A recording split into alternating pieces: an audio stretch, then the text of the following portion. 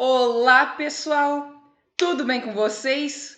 Eis-me aqui de volta, Amanda Anderman, a guia de vocês pelas maravilhas da Cidade Maravilhosa, também conhecida como Rio de Janeiro. E, gente, como eu prometi no vídeo passado, que eu vou deixar o link aqui nos cards para vocês, vou fazer este vídeo falando especificamente sobre a história inteira da Biblioteca Nacional aqui no Brasil, cuja sede é justamente aqui nesta cidade de São Sebastião do Rio de Janeiro. Sim, e esse é um tema, por sinal, que os nerds todos adoram, né? Não? Vocês que ficam aí horas a fio lendo, e bom para vocês, tem mais aqui.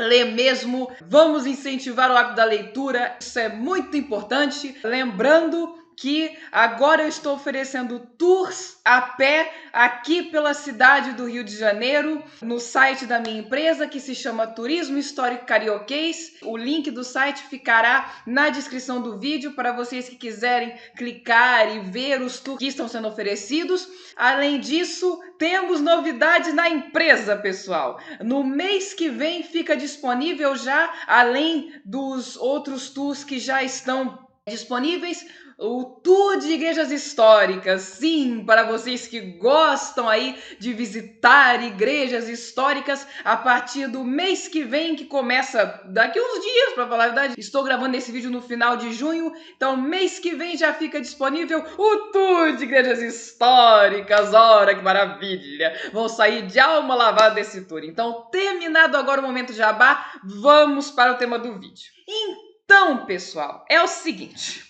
Na verdade, até o período republicano, a Biblioteca Nacional aqui no Brasil, o nome original Biblioteca Real, foi uma coisa assim bem improvisada, sabe? Era onde dava para fazer. Tanto é que o núcleo original, em termos de acervo, da Biblioteca Nacional aqui no Rio de Janeiro, é a antiga livraria de Dom José, sim, lá de Portugal. Amigos portugueses, beijão para vocês, como sempre. Então, essa livraria de Dom José foi organizada sob a inspiração de Diogo Barbosa Machado, que era um abade de Santo Adrião Saver, e ela foi iniciada justamente para substituir a Livraria Real, que foi consumida pelo incêndio que sucedeu ao terremoto em Lisboa de 1º de novembro de 1755. Isso mesmo, gente. Teve um terremoto e depois teve um incêndio. Ai,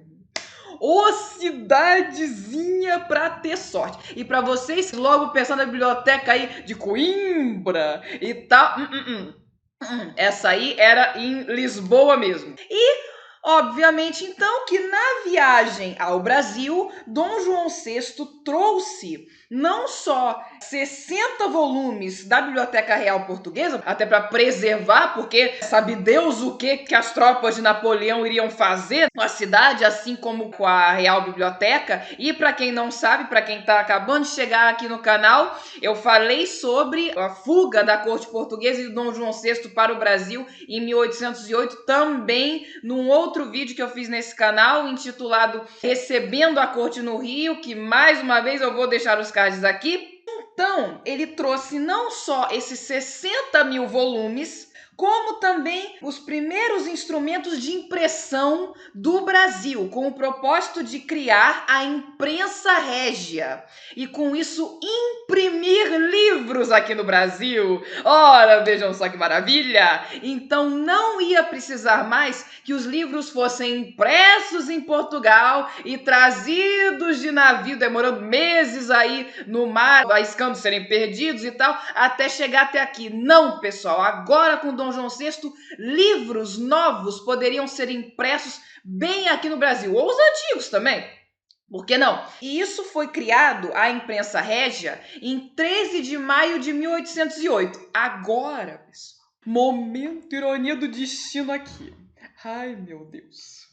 O primeiro livro impresso no Brasil pela imprensa régia foi um exemplar de Maria de Dirceu, escrito por ninguém menos que Tomás Antônio Gonzaga. E para quem ainda não pescou a ironia, pode assistir o vídeo do meu canal sobre a Inconfidência Mineira, que eu também vou deixar os cards aqui em cima. Ai, meu Deus, quantos cards, né? Tomás Antônio Gonzaga foi simplesmente um dos inconfidentes que a mãe do Dom João VI, Dona Maria I, a Pia em Portugal e a Louca aqui no Brasil, mandou exilar na África. Meu Deus, aí como o mundo dá voltas. Hashtag ironia do destino. Babado. Por isso que eu adoro histórias, esses babados assim, é o máximo. Também tinha que ser definido onde que ia guardar, afinal de contas, esses 60 mil volumes que eu digo 60 mil livros que ele trouxe de navio, né? Porque uma coisa é trazer de navio, outra coisa é onde vai guardar esta bodega. Mas antes de eu falar do primeiro lugar de acomodação, vou mostrar para vocês então a imprensa régia. Esta aqui era a imprensa régia no tempo lá de Dom João VI. E este aqui é o decreto de 13 de maio de 1808, criando, afinal, a imprensa régia. E aqui, aí sim, agora nós temos o primeiro local de acomodação dos 60 mil volumes que, afinal, compuseram aí a Biblioteca Real aqui no Brasil, que é nada menos do que o Convento do Carmo, especificamente o Hospital do Convento da Ordem Terceira do Carmo. E isto foi feito por meio de decreto em 27 de julho de 1810. Detalhe, pessoal. O decreto determinava que os livros fossem guardados nas catacumbas do hospital. Macabro isso, hein? Aliás, digam aqui nos comentários se vocês iriam neste local de acomodação nas catacumbas do hospital. Eu adoraria saber. Outra coisa, quando eu falo de Biblioteca Real, Biblioteca Nacional, Biblioteca do Dom João VI, é que muita gente, mas muita gente mesmo, confunde com outro atrativo turístico aqui do Rio de Janeiro, que é o Real Gabinete Português de Leitura. Ops, desculpa, vamos aqui incorporar o português de Portugal, o Real Gabinete Português de Leitura. Mas não confundam, não tem nada a ver o Real Gabinete Português de Leitura com a Real Biblioteca, nem muito menos com a Biblioteca Nacional. Mas tudo bem, só para destrinchar isso e também para trazer um brindezinho para vocês nesse vídeo, vou falar sim do Real Gabinete Português de Leitura. Bom, o Real Gabinete Português de Leitura, que é este edifício aqui, este palácio até, né, porque parece, né, um mini palácio, fica também no centro do Rio de Janeiro, só que fica depois um pouco do Largo de São Francisco de Paula, fica assim um pouco mais escondido. E o que acontece? O Real Gabinete Português de Leitura, ele somente foi aberto em 1837 por um grupo de 43 imigrantes portugueses que reuniu-se na casa do doutor Antônio José de Coelho Lousada, que ficava na Rua Direita. E eu já falei aqui em outros vídeos desse canal o que é atualmente a Rua Direita, é a 1º de março, mas se vocês quiserem saber, inclusive, os nomes de outras ruas do centro do Rio, já tem o tour chamado Ruas do Rio disponível no meu site para quem quiser fazer suas reservas e conhecer, porque, gente, os nomes antigos das ruas do Rio de Janeiro são no mínimo criativos, para dizer o mínimo. Mas voltando aqui para o Real Gabinete Português de Leitura, depois de mais um curtíssimo momento jabá, eles queriam simplesmente ampliar os conhecimentos dos membros deste grupo, assim como dar oportunidade aos portugueses residentes no Brasil nessa época. Que vamos combinar que era um número considerável, porque nessa época, no final do século XIX, início do século XX, junto com a imigrantada que veio de mundo afora aqui para o Brasil, também teve, a bem dizer, uma segunda leva de imigrantes portugueses. Daí é que vem, por exemplo, e eu me incluo nisso, nossos bisavós portugueses, é claro.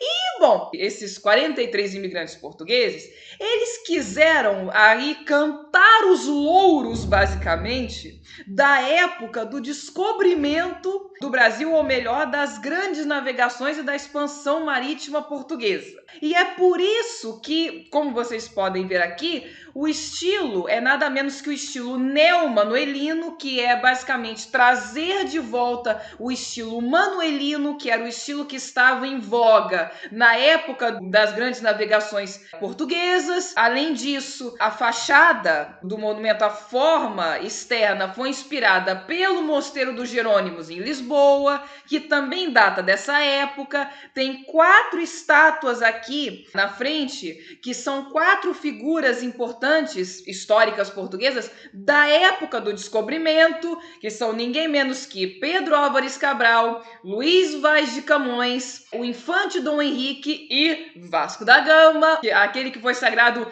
vice-rei depois de descobrir, enfim, o caminho das Índias. Enfim, eles quiseram cantar os louros do descobrimento. Aliás, por isso também que muita gente olhando para isso aqui confunde e acha que é um casarão que data do tempo da colônia, porque o estilo dele é bem do tempo da colônia, mas seria a mesma coisa que eu juntar um grupo de pessoas e construir em pleno 2022 um edifício de estilo medieval. Não significa que o edifício foi construído na época da Idade Média, até porque vamos combinar que aqui no Brasil, na época da Idade Média, tinha o quê? Floresta e indígenas. Então, se eu quisesse ser fiel mesmo, eu teria que construir uma oca. Mostrada a fachada, eis aqui a parte de dentro do Real Gabinete Português de Leitura, que eu confesso, com certeza, fica lindo em fotos. Parece mesmo aquelas bibliotecas antigas, de 1500, ou mesmo da Idade Média. Lembra muito, inclusive, a biblioteca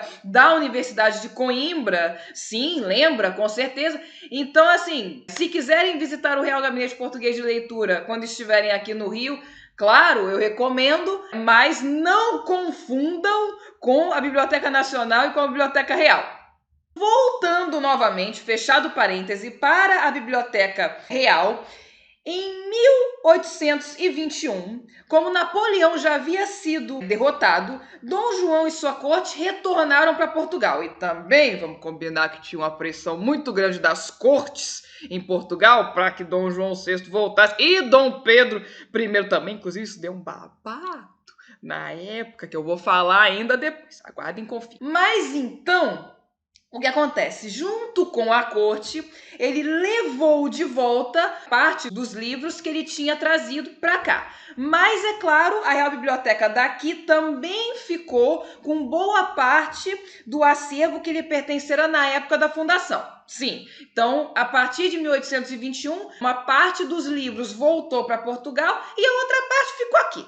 E, posteriormente, agora vamos para o período imperial. Em 1858, a Real Biblioteca passou a ter uma nova sede na Rua do Passeio, no Largo da Lapa. E a sede existe até hoje, só que hoje em dia é usada para outra coisa. Esta é a sede, que é nada menos que o Departamento de Música da UFRJ. Sim, a Escola de Música da UFRJ fica exatamente aqui neste prédio, no centro da cidade. Inclusive, se estiverem aqui no Rio, nessa época de junho, julho, por aí assim, vejam quando que haverá concerto de música gratuito, porque eles fazem nessa escola. Nesses últimos 2 anos, por conta de pandemia e etc., provavelmente não fizeram, né? Porque sabem como é, né, o esquema, mas provavelmente agora já tenha voltado e possivelmente ano que vem vai ter voltado, enfim. Então procurem assistir, é de graça, é a apresentação de formatura dos alunos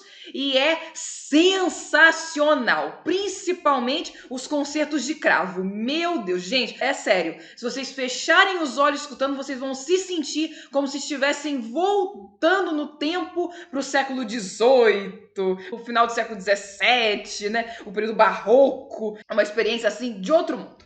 Aí nesse ano de 1858 foi para cá. Só que, gente, Deu ruim na reforma. Ai, mamãe. Porque o que acontece? Quem propôs a mudança foi o Frei Camilo. Só que, depois de 3 anos de reforma, o prédio foi inaugurado sem as melhorias propostas pelo Frei Camilo. O gás não estava ligado quando foi inaugurado.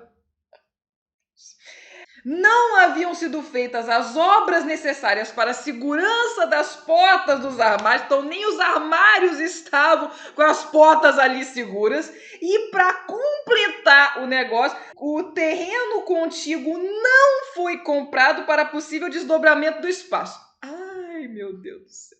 Imaginem a cena. Ai, mamãe, mas como eu falei, né? Foi feito de forma assim completamente improvisada. Aí botou os livros ali e pronto. Isso é a biblioteca. Ai, mamãe do céu.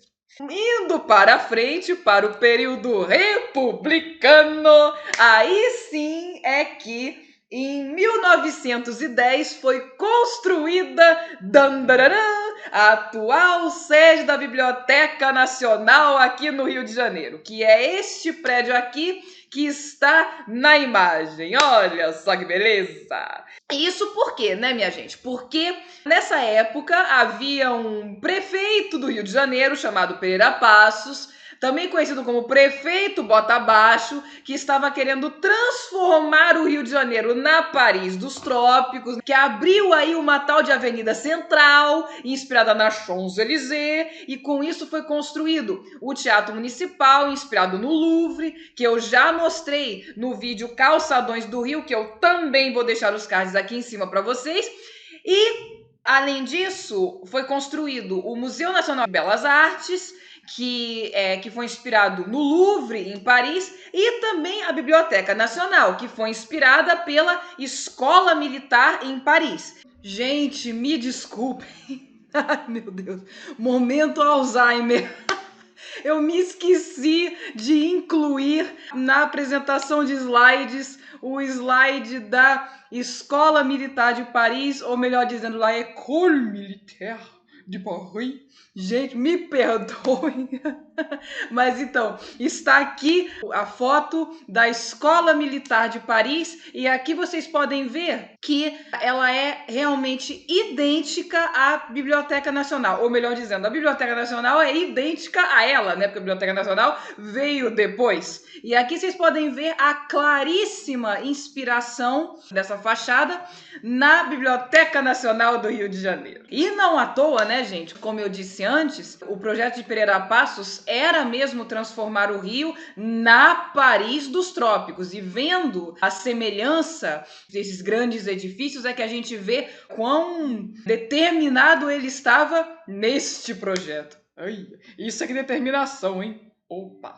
Outra coisa que chama muita atenção, além do fausto arquitetônico da Biblioteca Nacional, chama muita atenção o frontão triangular, que é esse daqui, que ele fica aqui no meio e na frente, logo em cima das colunas. E, por sinal, claro, tem elementos do estilo neoclássico, como vocês podem ver, mas o estilo dela, que estava predominante no início do século XX, é no estilo eclético mesmo. E o estilo eclético é conhecido, sim, por misturar vários estilos arquitetônicos. E, então, aqui está o frontão triangular, que é bem característico, inclusive, do estilo eclético. E vocês podem ver que esses republicanos são danadinhos mesmo. Ai, ai, ai.